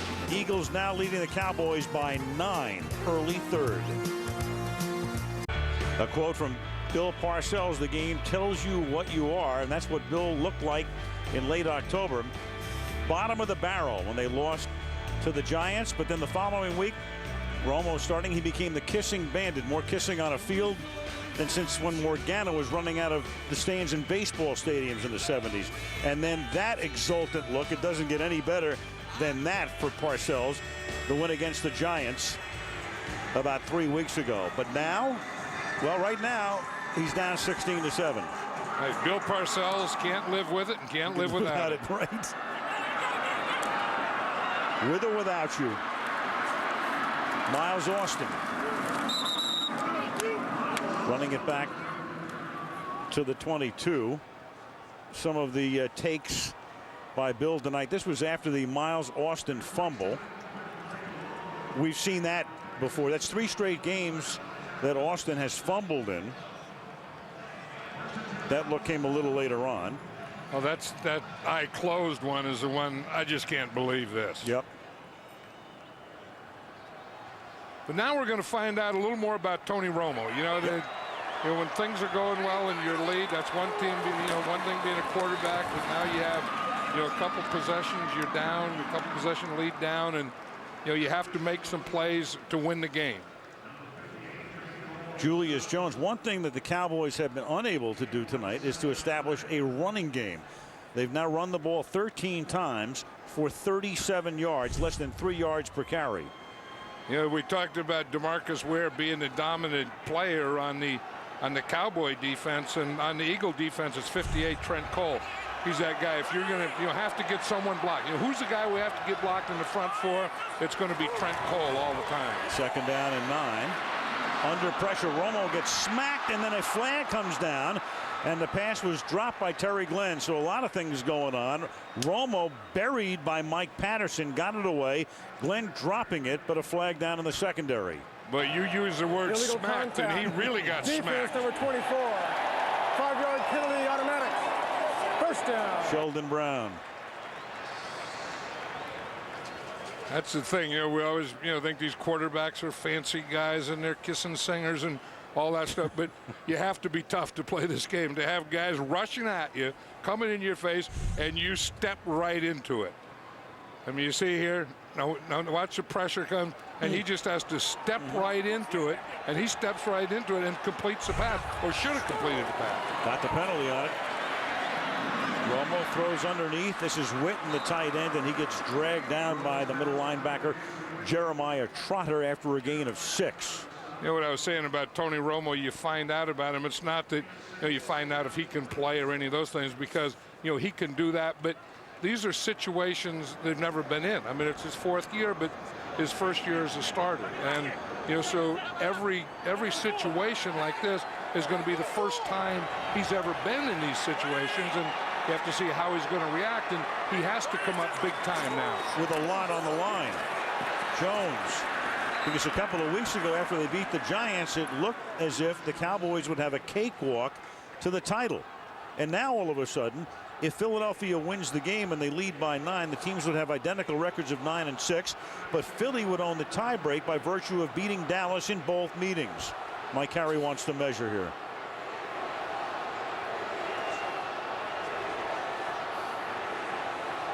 One irony tonight, Philadelphia has been very vulnerable lately to the run. But not tonight. They've been very tough against the run. Well, it always helps your run defense, or your defense period is a lead. And you get ahead and you get a 2-possession lead. You get ahead 16-7, and now this team just can't run and take advantage of you. I mean, they know that they have to get points. They have to move the ball. They have to get first down and then turn into points. And so they, at some point, and not yet, it's too early, but at some point they become one-dimensional, and then the Eagles just go after you. From the 38-yard line on 1st and 10. Short drop by Romo. Pump fake, under pressure, down he goes in the arms of Darwin Walker, the 7th-year tackle out of Tennessee. Yeah, and that's one of those things, how they always say that a quarterback has to have a clock in his head. And I think Tony Romo, pumped one too many times. I mean, you can see this is where he's looking. He's looking for his left. He doesn't have anything open out there. And then now you don't have there. You have to get down. You have to get out. You can't hang in there. You don't have that much time. The clock has to say, okay, if I didn't do it then, and if I don't do it now, I got to get out of here. Walker had 3 sacks of Bledsoe in that October 8th game. 9-yard sack, 2nd and 19. Romo comes back the other way, and nobody's home there. Roderick Hood was closest to it. Owens had moved out and then went back in, and the pass was thrown outside. So it's 3rd down and 19. Right, and the play before, I think his clock was a little slow. On that play there, I think his clock was a little fast, because he was probably saying that same thing to myself. I can't wait that long. I can't pump. I can't stand in the pocket that long. I have to get the ball out of my hand. That time, he just was thinking, I got to get rid of this ball quickly. Philly can make it seem as if it's a New York minute on that pass rush. 3rd down and 19 at the 29-yard line. And the Eagles have 6 defensive backs in there now. They'll rush 4. Romo flushed out to the left. Launching one deep down the sideline and dropped. Owens was there. Looked as if he could come up with it. Couldn't handle it. Jerry Jones already on the sideline. Right, and Terrell Owens was very close to the sideline. You see, This is his problem he's having. He takes an outside release, then he gets too close to the boundary and sometimes just run out of bounds. So even if he caught that, I don't think that would have been a completed pass because he was out of bounds. But I've been watching him, this in the last 3 or 4 games, he's doing that all the time, taking an outside release and just going out of bounds. Matt McBriar sends one to the 19-yard line, and Brian Westbrook will run it back to the 31 with 9:17 left in the third. T.O. puts one on the ground, and the Eagles lead by 9. See, we're saving on graphics. That guy's doing it for us. Heroes, the great new show on NBC, will resume on January 22nd at 9 Eastern Pacific, 8 Central, and now Heroes back on the 22nd of January, about 4 weeks right here on NBC. So now the Philadelphia Eagles have the ball. Owens back on the bench. 1 touchdown reception tonight, but now the drop there. Leading to the punt. Leading to Garcia and company going to work from the 32-yard line. Westbrook shaves it off to the right side and picks up 9 up to the 40-yard line. Brian Westbrook, over 1,000 yards rushing for the first time in his career this season, and their leading receiver as well. And that's a special run right there. I mean, how many guys can do that? He starts, it's like a dive to the left, and he ends up, he's going to start here to the left and end up all the way outside on the right side. Then make about 3 cuts before he turns upfield. He's a special back, but more than a special back, I think he's just a special football player. Westbrook was flanked to the left that time, and Buckhalter gets the carry, and Corral gets corralled. Christmas Day, it's tough being a Christmas baby because, what do you do for presents? You get short shrifted. Well, happy birthday to Shawn Andrews, December 25th, 1982. Yeah, well, his birthday present was he's going to Hawaii for the Pro Bowl, and he deserves it. I mean, he's really one of the better guards in football, and he's worked hard. A year ago, he weighed 380 pounds. Came in this year at about 340, and he's a lot more dominant guard. On 3rd and a short 2, Garcia is going to step it up and get the first down.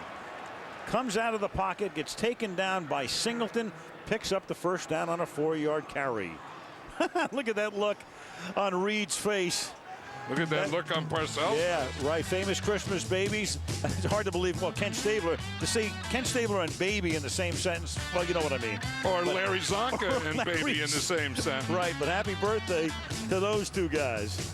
Yeah, 2 great ones. I coached one for many, many years and competed against the other for many, many years. And there's a beautiful little Christmas baby. From the 44-yard line with 7 minutes to play in the period. Garcia going deep and incomplete. You had Westbrook going all the way down the field, and one of the things that happens when you send him deep, a linebacker has to go back with him, and Singleton was equal to the task.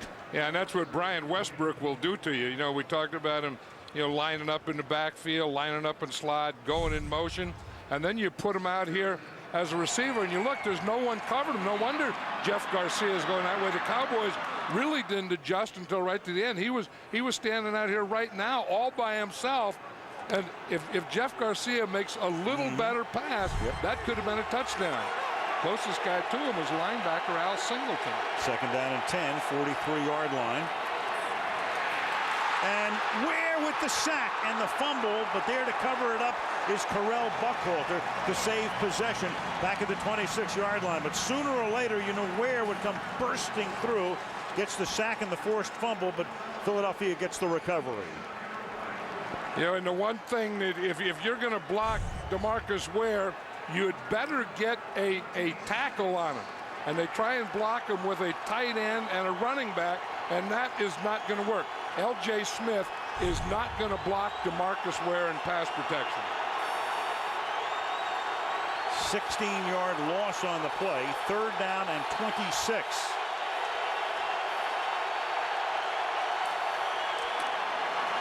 And that's what you normally do on 3rd and 26. You're not looking for the first down. You're looking to pick up about 10.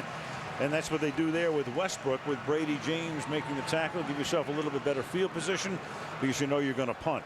Andy Reid brought an old school play back there, that split backs trap. You know, there's been so much one back, so much I formation that the old split backs really, you know, something that was big in professional football, and we don't see as much anymore. But the Philadelphia Eagles are running split backs as they did on that play and run the split back trap. Dirk Johnson to punt. Terrence Newman will run it back. Newman collects it at the 11-yard line. Dancing out past the 20. And then taken down by the ankle at the 18-yard line. Good tackle by Sean Considine. 5.5 left in the third. Philadelphia 16, Dallas 7. Have a holly jolly Christmas. Christmas special being brought to you by Wendy's. Do Wendy's new deluxe value meals do what tastes right? After sunset in the Metroplex, Texas Stadium, Irving. About 3 more years before the Cowboys move to Arlington into their brand new $1 billion edifice. 1st and 10 at the 19-yard line. And this drive begins with a snap over Romo's head, but he collects it, directs traffic, throws, and it's caught by Witten. He stayed about as cool as anybody in the stadium after that snap. That's the old thing about you want the guy back there that can come in and sink the 8 ball, and that's exactly the guy you have right here. I mean, the snap comes out at 12 o'clock, and he just stays cool, picks it up, still looks upfield, and finds his receiver. I mean, picking that thing up the way it bounces is tough. Finding a receiver is tough, and then getting him the ball. And your brain has to say at one point, do I just dive on it? I think that Tony Romo has great athletic instincts, and we just saw him right there. Yep. False start. Offense number 75. 5-yard penalty is still 2nd down. That's Mark Colombo, who's really had a great year. Bill Parcells always singling him out every time we do a Dallas game. One-time #1 draft choice of the Bears, but a real serious knee injury. Short-circuited his career, but he's been rejuvenated since coming to Dallas. Yeah, and the Cowboys were down a tackle. I mean, that was one of the weak spots, and they needed someone to get in there, and Mark Colombo has not only got in there, but he's got in there and played well. That's the Cowboys' first penalty of the game, and now you're going to have a second penalty. So they go almost 40 minutes. Start. Offense number 76. 5-yard penalty, 2nd down. That's Flozell Adams. In fact, they went 40 minutes and 32 seconds without a penalty, and then they get them back to back. And those are the type of things that I know you're expecting, pass rush and so on. But, you know, when you're at home, those are disciplined things that really shouldn't be happening. I'm sure that's exactly what that man's thinking. 2nd and 14 from the 15-yard line. Defense is yelling, watch out for the draw. That's Barber. There it is. Yeah, there it was. The defense was right on top of it. 3-yard gain for Barber. Jeremiah Trotter right in the middle of the action, and obviously a well-coached unit, as any Jim Johnson coached unit would be. Right, and the fans are booing now because they probably are thinking the same thing. You know, why run a draw? You know, and you could just hear the defense. Just listen to it.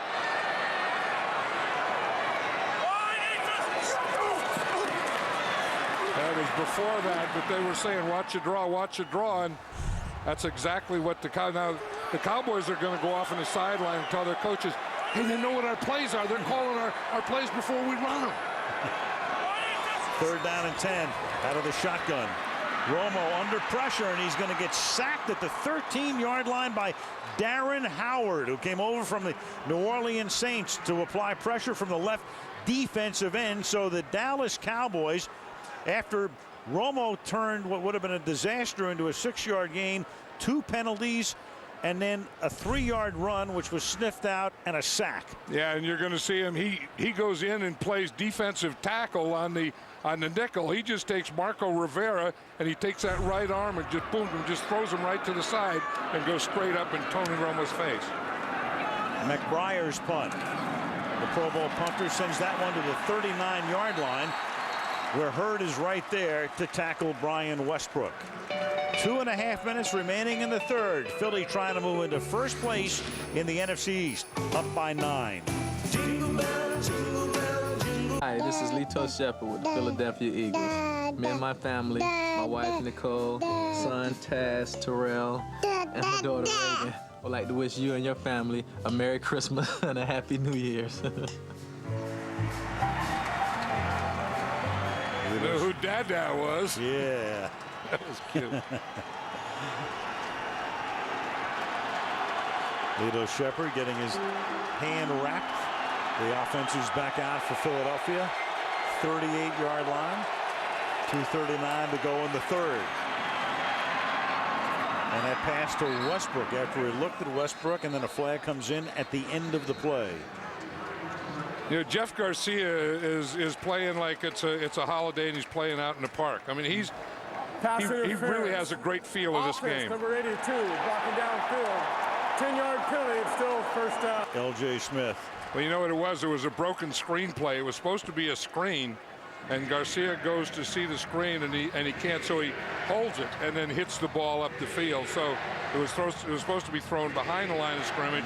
The screen was developed, and the screen just broke down. But you know, I've known Jeff Garcia now, for a long time. I mean, he grew up in California, close to where I live, and I've never seen him as animated and as full of energy as he was last night. I mean, you just had the feeling that he knew last night he was ready to play the game that he's playing now. Draw play, Westbrook. I think part of it, John, is he's back from the dead, figuratively speaking. Well, of course, it's figuratively speaking, not literally. But in terms of the fact, I mentioned it before, even NFL fans who cover the game, were wondering, where's Jeff Garcia? Well, he'd signed with Philadelphia, didn't get any publicity in the Philadelphia area, of course, you know who the backup quarterback is. And then all of a sudden McNabb gets hurt and people go, oh, Garcia's still playing? Well, now Garcia's playing, and right now he's on the cusp of leading them to a 4th straight win. Yeah, but he just knows how to play the game. I mean, he's a great competitor, and he's as fiery as any other quarterback that I know. 2nd and 16, and that pass, and stopping to make the catch on it was Reggie Brown. So the pass a little underthrown, but Brown was right there, had position on Terrence Newman, and that gain will take it out to the 45 and set up a 3rd and 3. And he's a guy who grew up, his dad was a coach, and his dad coached him when he was young. His dad coached him in junior college, and just the way he's playing, it's like, it just comes over. Whatever he has to do to get the job done, he's doing. 3rd down and 3 at the 45.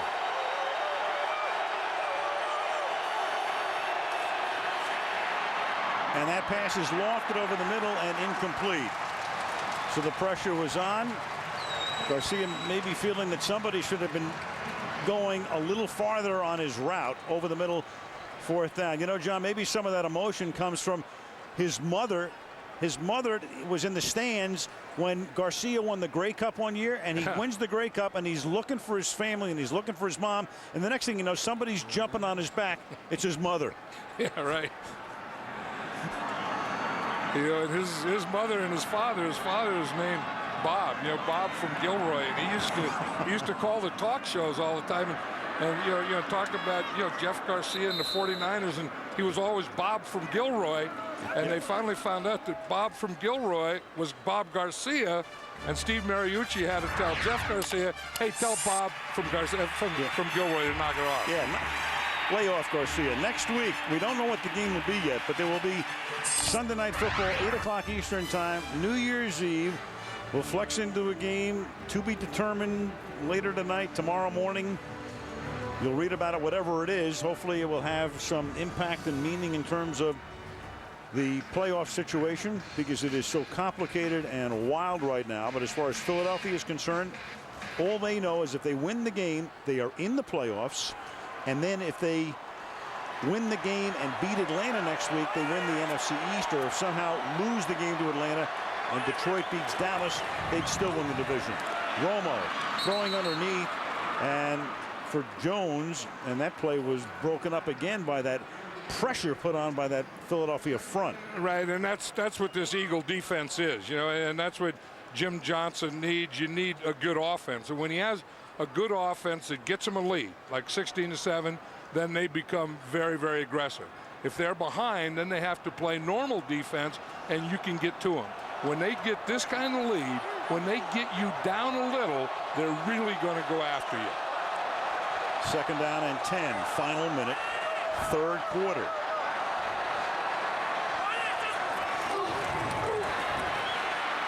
And Romo has his head taken off, and that may create a penalty because Trent Cole was there, and you saw him get hit, and the head twisted around, and Trent Cole is flagged. Personal foul. Roughing the passer. Defense number 58. Blow to the head. 15-yard automatic. 1st down. Well, you know, in that situation, we're just talking about the lead. They're really going to come after you. Here comes number 58, Trent Cole. Again, you can't block that big pass rusher with a running back. They try and do it with Julius Jones. And I guess it's that right hand to the head is what they call the pass block. The pass rush was excellent. You know, then he's trying to get there, and these rushers today in the NFL can't do anything to the quarterback. Blow to the head, automatic 1st. Here's Jones, and Jones trying to break it. Picks up 6. Tackled there by Dhani Jones. That's 9 carries for 32 yards for their leading rusher. This was Parcells after the last offensive possession, the one that resulted in the bad snap, in the 2 penalties, and the sack.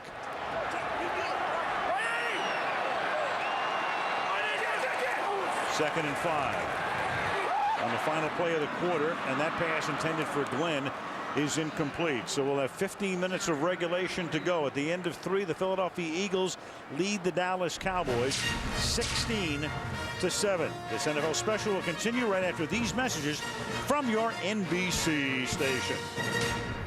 John Madden, Andrea Kramer, Texas Stadium. Start the 4th quarter again, looking at the playoff picture.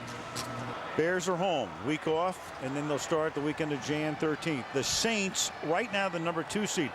The Saints would get a bye if Philadelphia maintains its lead, wins the game here tonight. 3rd down and 5 from the 40-yard line as Romo goes back into the pocket, throws, caught, tight end Witten, and Witten will take the ball into Eagle territory to the 46-yard line. 1st down. Either that umpire was the best defender or Witten's best friend, because there was a pretty good crowd in there. There was Witten, there was a defender, and there was the official.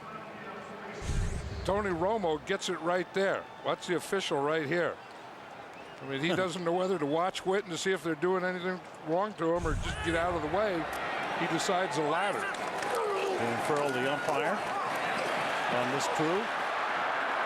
Jones will take it inside the 40 to the 39-yard line. Flozell Adams pulling and helping to lead the way for Julius Jones. And take a look at that in the 4th quarter this season.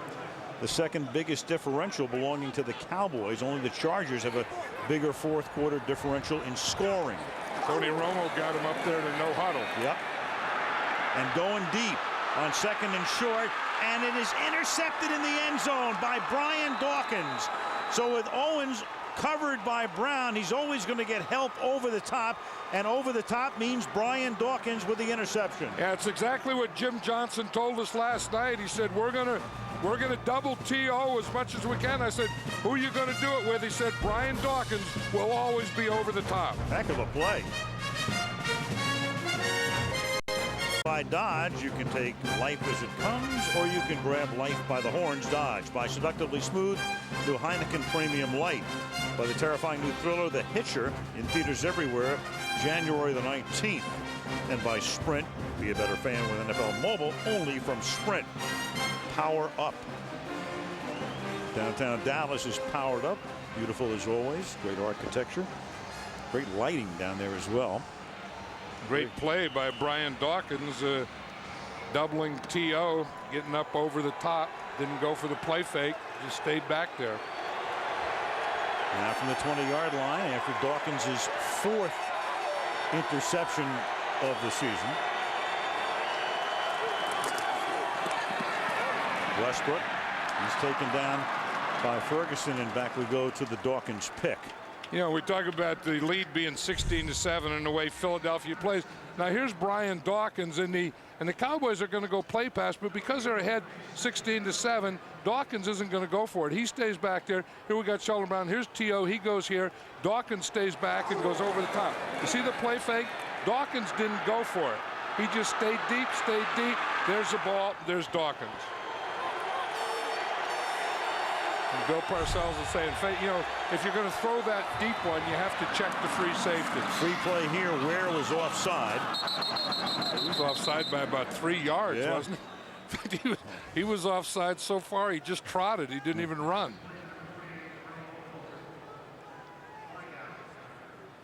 Cowboys are kind of self-destructing. You know, they didn't get anything going, and they, you know, maybe they speeded up when they should have calmed down a little. Defense number 94 is declined. The play results in a first down. At the 30-yard line. Well, it's nervous time here in Dallas. I mean, the Dallas Cowboys at the start of this game were in a position to make sure they had a home game in the playoffs, at least one, and maybe a bye had they won, and then one next week and New Orleans loses. Now they're in a position, if they lose this game, of having to play a wild card game and have to get to the Super Bowl by winning 3 on the road. And not everybody's going to do what Pittsburgh did last year. You know that. Up to the 35-yard line. And the Eagles, who aren't even in the playoffs yet, are now in a position where they may be looking at a home game. It could even be against Dallas, the way things could turn out, and at least have one game in Philadelphia on the way to a Super Bowl. You know, and you always want to be peaking at the end of the season, and this Philadelphia Eagle team is doing that. I mean, they're, you know, Jeff Garcia, and we've talked about him, their offensive line, their running backs, their wide receivers. But again, get them the lead, and this defense is still pretty good. 2nd and 5. Play fake. Rolling left is Garcia. Chased by Ware. He'll slide to a halt.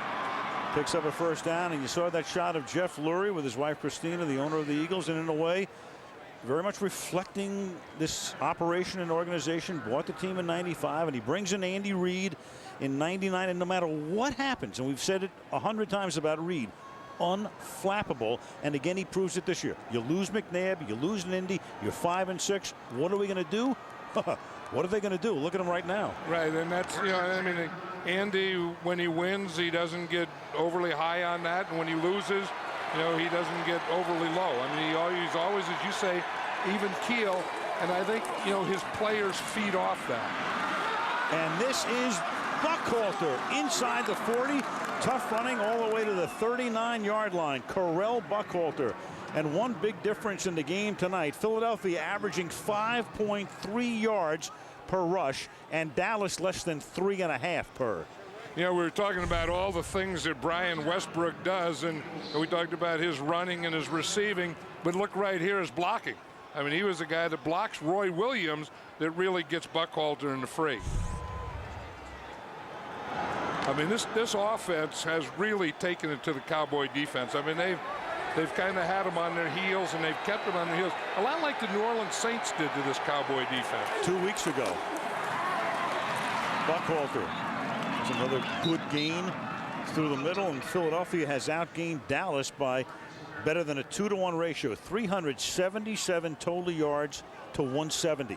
You know, this is a Bill Walsh type thing, you know, where it used to be in the old days in the NFL, remember how you would start the game and you would establish the run in order to pass, and Bill Walsh brought football a different level, and he came out passing, you establish the pass, and then when you get the lead, you go to the run, and that's what the Eagles are doing right now. 2nd and 4. We know Bill is watching, and send him our very best. 2nd and 4. And that's Westbrook, who gets rolled down by Watkins. In fact, it was because of Bill Walsh that Jeff Garcia even got into the National Football League. Right. Bill saw Jeff Garcia before anyone else did. I mean, I know that, you know, when I first saw Jeff Garcia, and Bill said to me, he said, watch him, you know, and tell me what you think of him. And I didn't think he was very good. I didn't think he could play. Bill didn't ask me. And again, he said, hey, he said, watch this Garcia and see what you think. And then again, he didn't ask me, because I would have told him this guy can't play. He's maybe the worst practice guy you've ever seen, but Bill Walsh knew that the guy's a competitor and he can play. And you know what? If you called Central Casting and said, send me a quarterback, he's about the last guy they'd send. No, you wouldn't send him. Timeout. Philadelphia, their first. 9:13 left in the fourth. Out of a reserve role and stepped up into the leadership role, and he's been playing very well, getting the guys fired up. He's been preparing like a true professional every week, and when his number was called, he was ready to play. Trotter on Garcia, who called a timeout here. Now a 3rd down and 1 after a long discussion on the sideline. Let's see what the call is at the 30-yard line. I think if they go play action pass here, they get a touchdown. They split Reggie Brown to the left. And the Cowboys are in 4-4-3. There it is. There will be play action. Pressure is on, but Garcia gets inside. Spears gets inside the 20 and finally tackled by Ware, who hurts his leg on the tackle. Garcia to the 17-yard line, a 13-yard gain after he was flushed out on a 3rd and 1, and Ware is down. Look how fired up Jeff Garcia is. I mean, he's like a middle linebacker playing quarterback. And he's got a bloody elbow and a bloody hand and all of the rest. Right, and they were going to go for the big play. I mean, they were trying to get the big score here, and there was nothing open. And Jeff Garcia said, well, you know, I called it. I got a bootleg. I can run for that 1st down. He looked for the deep guy, then he looked for the short guy. Didn't have anything there and went right back against the grade. And so for the Cowboys, who needed a stop, they give up a big 1st down. There's the bloodied elbow. But more importantly for Dallas, Ware is still down on the turf. Injury timeout. The good news, he got up, trotted off the field. He has to come out for at least a play. Go back to the end of the play. Garcia picks up the 1st down. You'll see right there his left leg when it went across. He leg whipped his own guy, Chris Canty. But he's ready to come back in, but not for this play. At the 18-yard line on 1st down. To the outside goes Westbrook. And he gets taken down at the 12-yard line. He followed Thomas to pay the fullback. And he picks up 6 yards to make it 2nd and 4. Back comes Ware. You know, they still haven't thrown to the fullback. And, you know, we talked to Andy Reid about that last night because the Cowboys have had so much trouble down in this area covering the fullback. And Andy says, yeah, he said, we're going to have to give it a try and see if they have it covered. And they haven't been in that situation yet to try it. And maybe the situation they're in now, they don't need it. He lines up as the fullback. Meanwhile, very quietly, typical of his style, Westbrook has rushed for 100 yards. Maybe some more. Definitely some more. 1st down to the 4. Just another reason a guy like that doesn't go to the Pro Bowl, because you talk about him, but there's always somebody else. Whether it's a guy who's been in the league for a while, might be LaDainian Tomlinson, Frank Gore these days. In the meantime, all this guy has done tonight is run for 107 yards. Yeah, watch that John Runyon there, the right tackle, Sean Andrews, the right guard. This is when, if you're an offensive lineman, this is when you love to play. You know, I mean, you got them where you want them. You know, you've beaten them down. That defense has been out there, you know, all the time, and you can run the ball and darn near just have your way with it. 1st and goal, halfway through the period. Garcia, tight roll to the right, throws, caught. Out of bounds goes Reggie Brown inside the 1-yard line. 2nd down and goal.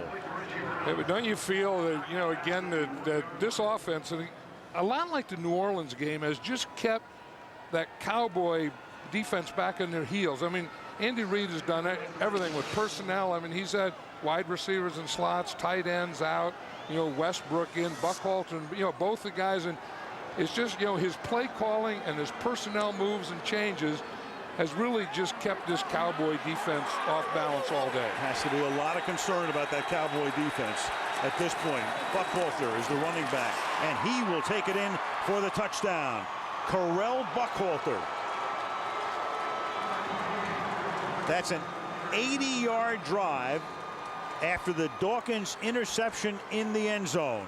And that's just a big offensive line controlling the line of scrimmage. You know, we talked about this early in the first quarter and the second quarter, and you can just see as the quarters went on, this offensive line just dominated more and more until this fourth quarter. It's just been complete domination. 188 rushing yards. David Akers for the point after.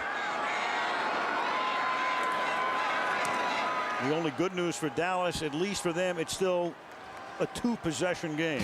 But the way they're going, they need a lot more than 6:54. Philly dominant, up by 16. You. I got 2 things. I want the Cowboys to beat the Eagles, and I want a BB gun. Beautiful.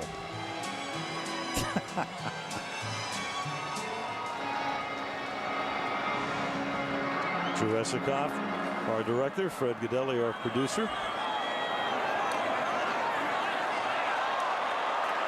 Miles Austin, a yard into the end zone. And Hank Baskett will make the initial hit at the 26-yard line. Take a look at this. The last 3 games at Washington, they won by 2. They beat the Giants last week. They're leading here. When that schedule came out at the beginning of the year, everybody thought, oh boy, look at that. And that's when people thought, you know, Washington was going to be good and the Giants were going to be the way they played at the beginning of the year. And everybody figured if Philadelphia is to be in the race, they better build up some kind of a cushion. Instead, they got back into the race by going through their 3 opponents on the road. All right. Here's Romo on a roll, throwing, picked off, and that time it's Lito Shepherd with the interception at the 46-yard line. You know, and Bill Parcells realizes this. You know, when he's saying don't anoint him, don't do this. That, you know, we watch a few games and think a guy is there, and like I always say, you know, playing quarterback in the NFL is tough, and you get a guy playing his first year, no matter how long he's been there, he's going to have some bumps in the road. And today is another bumpy road for Tony Romo. Off-road racing today. Picked by Shepherd. Tomorrow morning on the Today Show, the inspirational story of a father and son in a lifelong race that proves anything is possible. Real heroes starting tomorrow right here on NBC on the Today Show.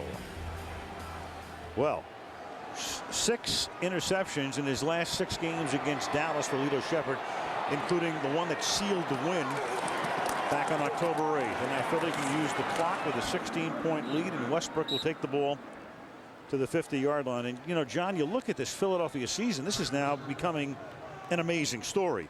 They were 4-1 to start the year, but they lost that killer to the Giants in overtime the second week. They get beaten at the end of the game against New Orleans on a last-second field goal. Matt Bryant beats them with a 62-yard field goal at Tampa. They lose McNabb. They lose in Indianapolis. They're 5-6, and now look at where they are.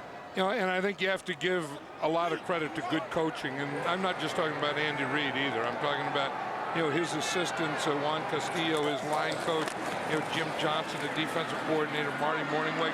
I mean, all those guys, you know, help keeping this thing going, keeping it together, and, you know, steadying the ship. Hatcher makes the tackle that time after Garcia picks up 2. Marty Morningweg calling the plays. Doesn't it look like he has a smaller card than Andy? I think Marty may have fewer plays on his card than Andy has. Either that or better eyesight. They both have that thing where they put the card in front of their mouth so that no one can lip read. 3rd down and 4. Andy's card is not only bigger, but Andy has more of them. Subterfuge. And that is dropped out in the flat that time by the fullback, Thomas Tepe. Well, they finally tried that play. I mean, that was the thing that killed Dallas, that Dallas hadn't covered in 2 weeks, is just the fullback out in the flat. Andy Reid says, well, we're going to try it. We're going to check them to see if they got that covered now. And he waited until this point here to check them. Philly to punt. Dirk Johnson to send it down Terrence Newman's way.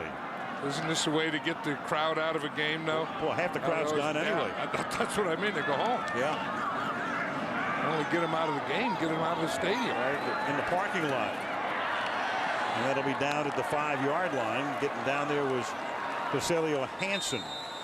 So Romo in crunch time in a 2-possession game starts from the 5-yard line. Tony Romo, his numbers on the night: 2 interceptions, that 1 touchdown pass which was caught by Terrell Owens, which made the score at that point 10-7. But Jeff Garcia has been methodical and efficient, and Brian Westbrook meanwhile has run for 111 yards, 5 yards per rush. Philadelphia's had a good running game, and Dallas's running game has been, well, I don't want to say non-existent, but very mediocre.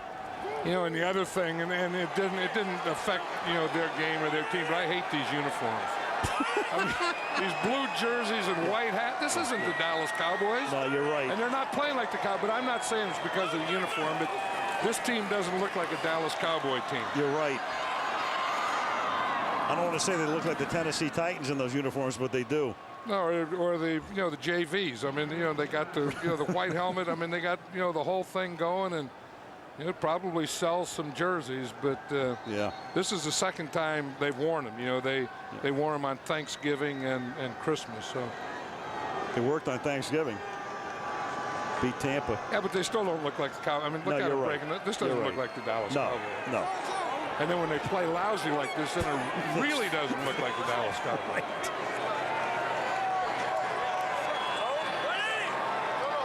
I think you just talked them out of wearing these uniforms forever. 2nd and 10. Romo to the outside. Witten, and the tight end will step out of bounds at the 12-yard line with 4 minutes and 39 seconds remaining. We were talking to Andy Reid yesterday about, you know, you're flying back from Indianapolis. You're 5-6. McNabb has surgery.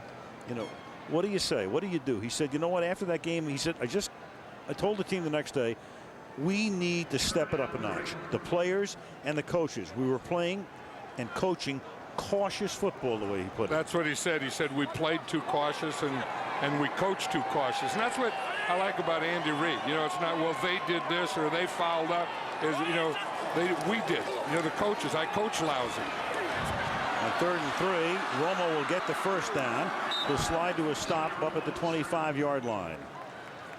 I'll tell you, he didn't come out and coach cautiously today. I mean, he came out and opened this thing up, and of course the plan that they had really worked. Like I said, it wasn't only, you know, Jeff Garcia, but the substitutions, the formations, everything that they did to the Cowboys kind of fouled them up.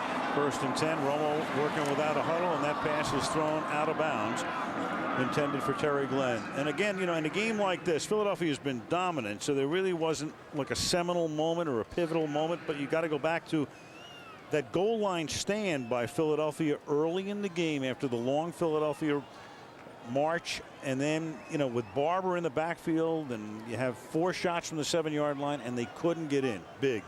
Right, and, you know, and I think you have to give credit to this defense too. I mean, they've been much maligned, you know, not being able to stop the run and all those things, and this front 7, this, you know, the defensive line and the linebackers have played very well. The Cowboys haven't been able to run.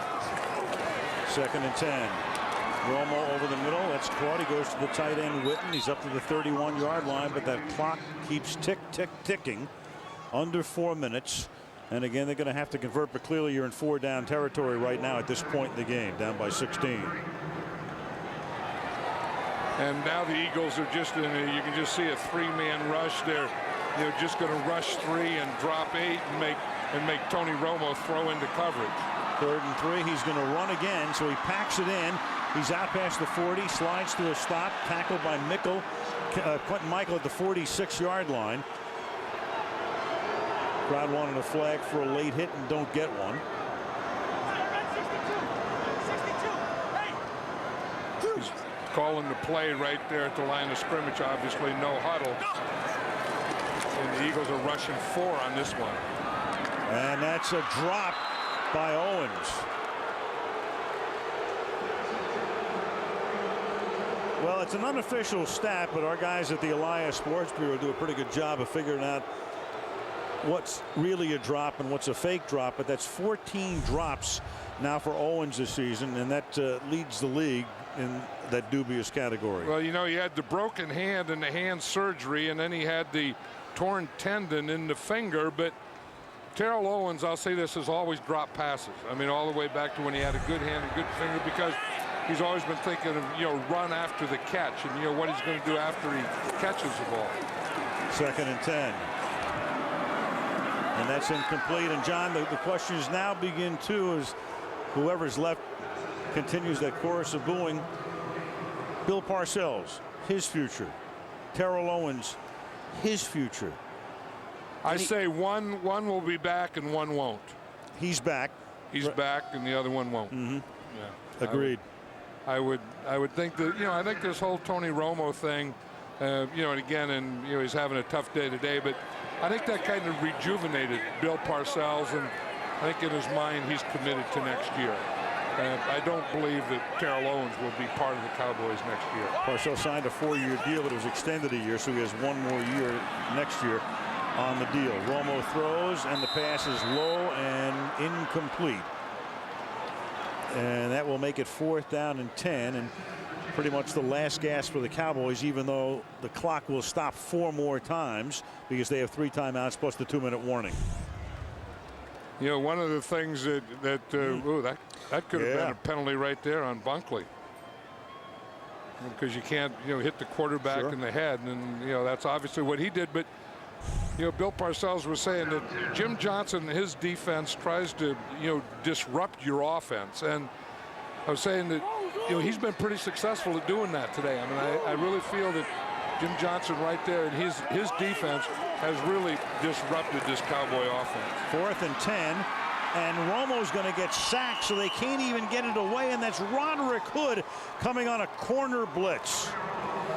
Well, you know, 3rd down, 4th down, and you know, Jim Johnson has one more. You know, you look, okay, you got anything else on the list? And yeah, how about just bringing the corner, line him up there in the wide receiver, and bring him in a blitz? And that's the thing they always say about Jim Johnson. He'll start blitzing you right when they get off the bus, and he'll keep blitzing you to the end, and he's doing that today. First career sack for Roderick Hood. Look at the pressure on Tony Romo today. He's been sacked 3 times, knocked down 4 times, hit 3 times. Bill Parcells is telling, you know, when a guy is really down, Bill Parcells tries to lift him up, you know, and he's telling him, okay, you know, you're going to have these days, but you know, we're still playing. You know, it's you know, how you come back from this is what we have to talk about. Westbrook takes it to the 34-yard line. Again, Dallas is in the playoffs. The Cowboys will go to the playoffs since Parcells' first season, which was 03. They went to Carolina, lost a wild card game. But now they still have a chance to win the division. The only way they could do that, of course, would be if Philly loses to Atlanta and then Dallas beats Detroit here. But they have not won the division since Chan Gailey was the head coach in '98.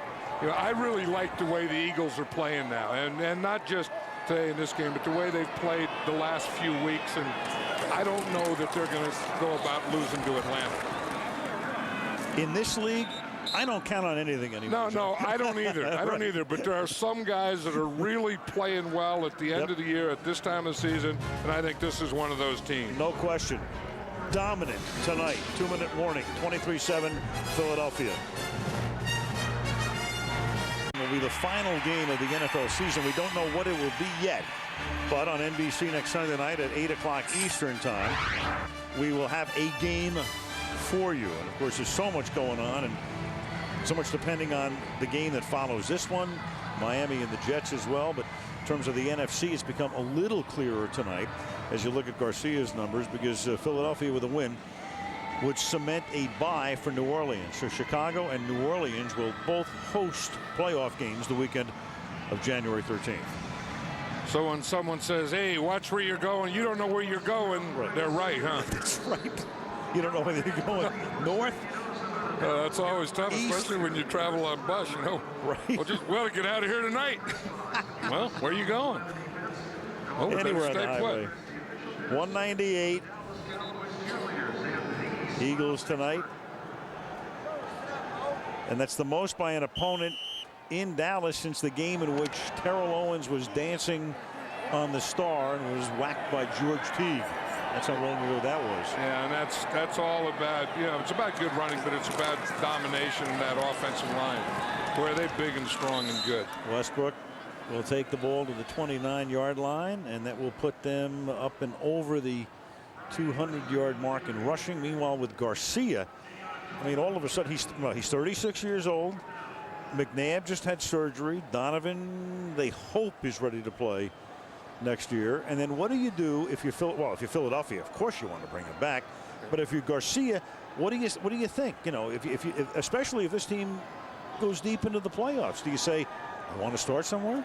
No, I think you say I want to come back. I mean, he made that decision before, where I'm going someplace where I can start. He went to Cleveland, look what happened there. He went to Detroit, look what happened there. And then he decided, look, I want to go to a good team.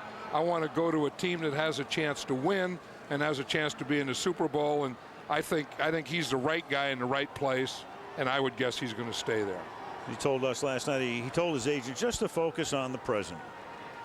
Plenty of time to think about the future. So the NFC playoff picture with Philadelphia winning this game. Chicago at home. They're number 1. New Orleans is number 2. They get a bye. Philly at the moment leading in the East. Seattle would be the 4 seed. So it's conceivable Dallas and Philly could see each other again in the playoffs. Right now, Dallas is still in the playoffs. The Giants at the moment own that 6th spot, amazingly enough. I don't know how they can own anything the way they're playing. Well, mathematically, that's how crazy it is. There's other 4 teams still in contention. The Giants will play Washington next week on Saturday night on 4th and 3. And this will officially wrap it up as Brian Westbrook will pick up the first down, and that will run us all the way down to 000. And for Brian Westbrook tonight, that's 122 yards. And Bill has just watched his team, which a lot of people felt 2.5 weeks ago was the best in the NFC at that moment, just lose 2 out of 3 and look pretty bad tonight. And they look pretty bad, but I think we have to give credit to the Philadelphia Eagles for making them look bad. Just to amend one thing here, we looked at it a little closer in terms of Dallas meeting Philadelphia. That cannot exist because 3 has to play 6, 4 plays 5. Just trust me here. Well, that can't happen. But Seattle could wind up playing Philadelphia or Dallas. Big win for the Eagles.